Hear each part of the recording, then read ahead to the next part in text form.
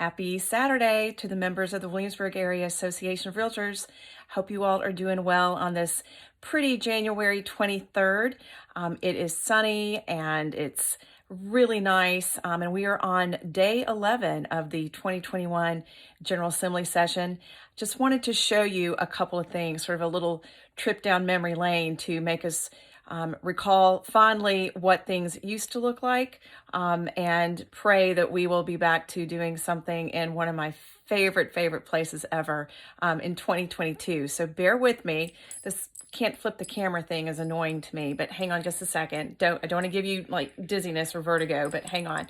I want to show you a couple things real quick. So there, I think you can see it maybe, is a picture of the Capitol, what it usually will look like under snow cover.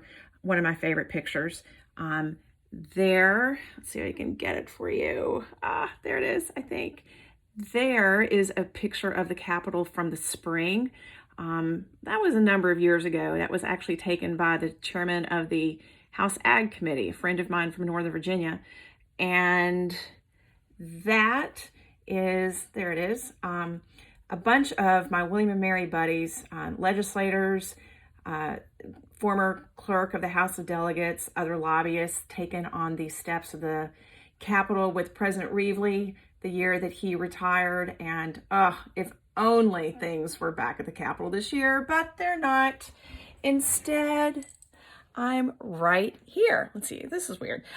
In my office, and just doing a lot of work. Even though it's Saturday, the work never ends, right? It's the General Assembly session. So let me just give you a quick lowdown of what has happened this week. We've begun to see some movement on our legislation. I know the one that is most important to all of you is the Association Health Plan. So let's just hop right in there.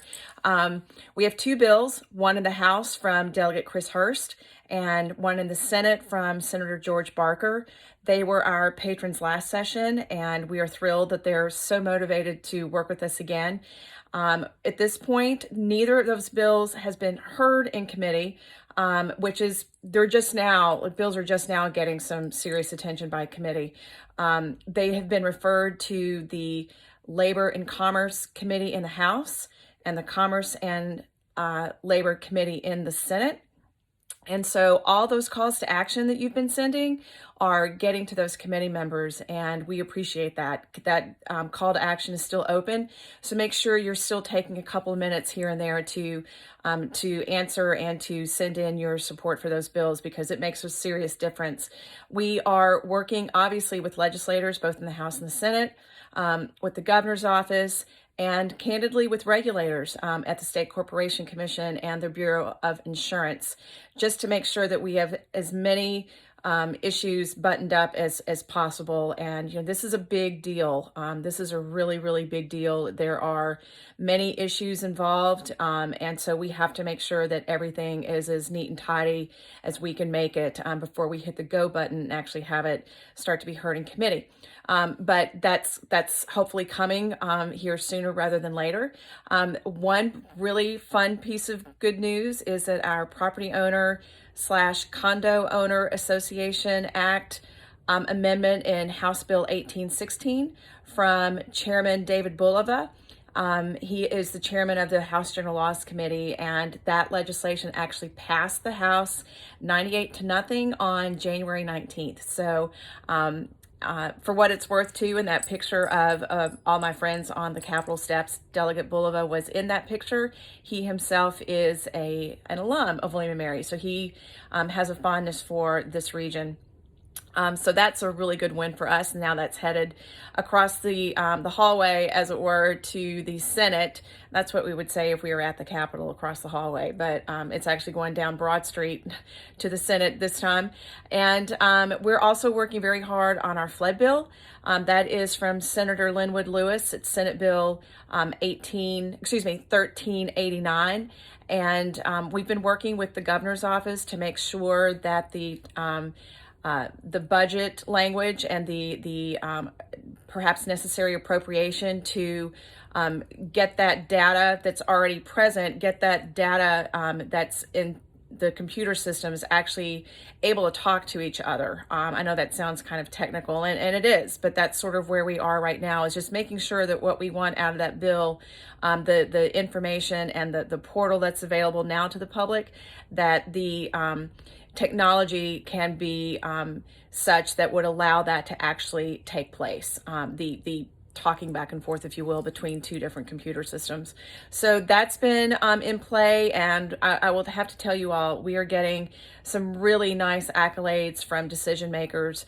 They understand that that bill is a pretty big leap for us this year, because you might remember it has a seller disclosure component to it, where if a seller has actual knowledge of at least two claims of $1,000 each within a 10-year rolling period, as defined by FEMA and the National Flood Insurance Program, then the seller would have to disclose both of those claims. So, that is a big leap, and I think you all are getting some really nice political capital from it. So I want to commend everybody for hanging in there. It is going, I think, to be a very helpful outcome for everybody. So lots going on there. And, again, we always want to make sure that things are buttoned up neat and pretty before we kind of hit the go button. And I'll tell you too, that we're working very much, very hard, I should say, with patrons on a number of different landlord-tenant issues. We're keeping an eye on the data and privacy issue. We're working with legislators to fix their bills so that we can support them, and we're working on legislation that might just not have a great fix, and letting the patrons know the impacts that might occur on zoning and land use and housing. And in some of those instances, the legislators have said, you're right, that probably was not as good an idea as I thought, so I'm just going to take the bill out of the system and I'll just strike the bill. So those are the sorts of things that we do. That's what we're known for, is being innovative, trying to do good things for you guys, and also doing good things for other stakeholders in the housing and shelter industry. So I think that's pretty much all I have for you this week. Next week is going to be like hair on fire and wheels up. It's going to be really, really crazy busy. We're going to do the best we can. And I just appreciate all that you do. And I hope this was kind of a fun little lightning round. One of these days, I'm actually going to go outside and hopefully send you some good vibes from here in the neighborhood. But anyway, you all be well. Enjoy your weekend. And remember, keep those calls to actions coming on the AHP. Have a great one. Thanks so much. Bye.